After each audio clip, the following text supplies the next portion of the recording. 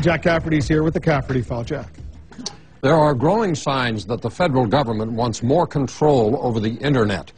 For starters, a bipartisan Senate bill would give the president a so-called Internet kill switch, which would allow the president to control or even shut down the Internet in the event of an emergency. Senator Joe Lieberman is a co-sponsor of this. He says that America's economic security, national security, and public safety are all at risk from new kinds of enemies like cyber terrorists. Lieberman says that's why the government needs more control over the Internet in what he calls times of war.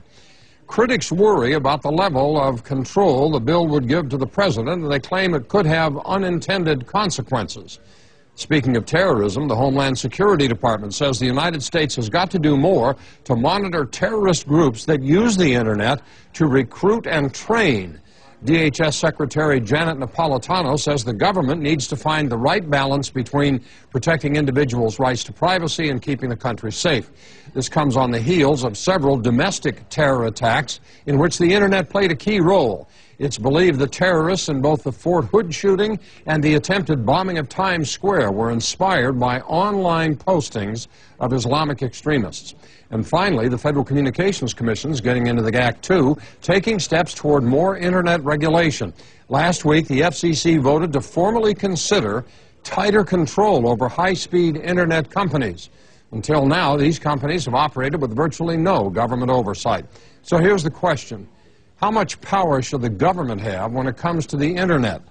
Go to CNN.com/Cafferty File. Post a comment on my blog. Jack Cafferty, thank you. Good question. Jack's back with the Cafferty File. Jack. Question this hour is how much power should the government have when it comes to the Internet?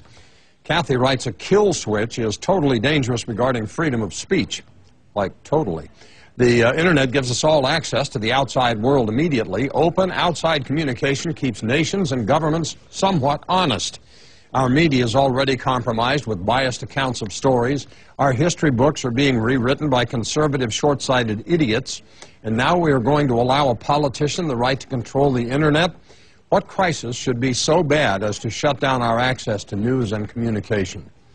Steve in Virginia writes, the government should have sufficient involvement in the Internet to ascertain security threats, address security threats, eliminate security threats to the American people. The Internet moves our U.S. borders within the homes of every American citizen who has a computer. Thomas writes, so now that China's overtaking us as the manufacturing leader, we're going to try to be more like them with greater government restrictions on the Internet. I find it funny the government's trying to exert more control over our citizens, and yet they shy away from controlling the illegal immigration issue.